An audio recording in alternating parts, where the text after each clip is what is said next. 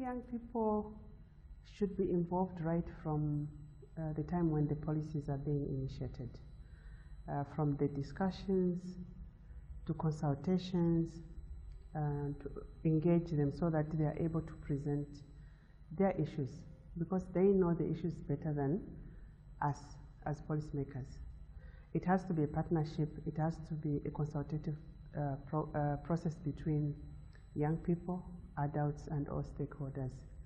In that sense, then the policy becomes self-driven by the young people, and they own it. So it becomes easier to implement because they are part of the consultative process, and they did input into the process, so they know some of the things that are required to be undertaken to achieve those policies. So if they are not involved, then there is no ownership in terms of implementation of those policies. So how is that kind of involvement like on the continent currently? Are governments making sure that youth are involved in policy formulation, correct? I think in the last couple of years, governments have made an effort to try and engage young people in policy development. We know that, for example, we heard from some processes that were discussed during the Youth Connect, how some countries have involved young people in policy development. And also here I would like to highlight also in terms of UN Habitat also, because we develop what we call the national urban policies with countries. And this involves hosting or holding stakeholder workshops so that issues for different partners, be it civil society, be it youth, be it women, are rightly included right from the initiation stage so that they become part and part of the process. And this starts with consultations in terms of what are the issues that are facing young people, for example. Is it issues to do with jobs? Is it issues to do with civic participation? Is it entrepreneurship? What is it? So once you engage with them, then in developing the policies, you reflect how those issues can be tackled as part of program implementation. And also remember that it's not enough just to involve them in policy development. They have to be involved in the implementation and also in monitoring the impact once the policies are being implemented. All right. So if you look at different issues facing the youth currently, including human trafficking, unemployment, how responsive can policies be if they were formulated effectively and with the participation of the youth? You know, the reason why young people migrate to Europe or the West, they are in search of better life. But better life is here at home. We have homegrown initiatives. We have homegrown programs that can support them. They don't have to risk, going through those deserts, and you know how risky it has been. We've seen in the news, some of them drown, others they die. Why? Because they want a better life. So how can we provide an environment within which they can be empowered to be able to do what they want to go and do when they go to Germany or wherever they want to go? It can be done here at home. If it means setting up a business, you can set up a business. If it means going into agribusiness, you can go into agribusiness. What are the skills that are required for them to be able to implement those policies, to make good of their life rather than risking themselves to go to Europe? And even when they go to Europe, the type of work that they do is not really proper work. It's work that, that makes them just survive on a daily basis.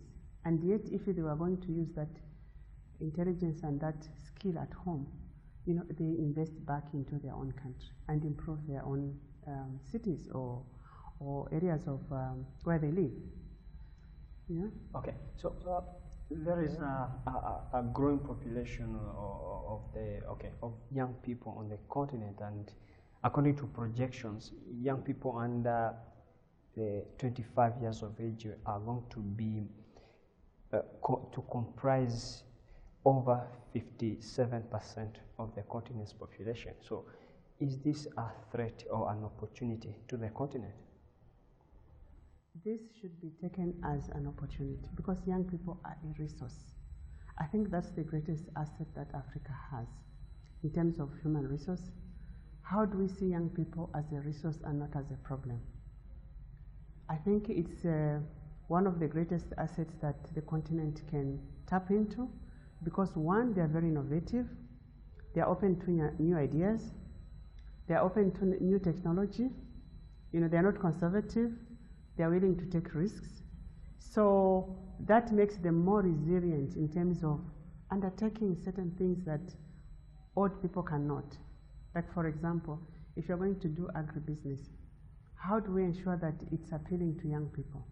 It's not the regular getting a hoe and start digging and planting, but how do you make it attractive to young people? For example, greenhouses where you can be able to control, for example, the amount of water that goes into a plant. If you're going to do tomatoes or onions or whatever, it doesn't have to be manual work which makes your hands dirty.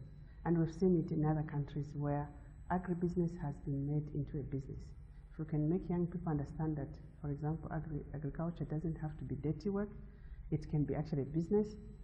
And we have so much land in Africa, and we can feed the continent if we actually tap into this resource of young people. So finally, this call for policies that are responsive to youth problems, but the issue has been that they're not being implemented effectively. So what should be done to make sure just all the talks, all the plans are just implemented or culminate into action? I think young people have to be really proactive and take governments to task in terms of monitoring how are these policies implemented, what is the impact, so that they keep track of how the monies are going, especially allocations that go to youth programs. How can the young people take their own governments to be accountable for the monies which has been allocated for youth?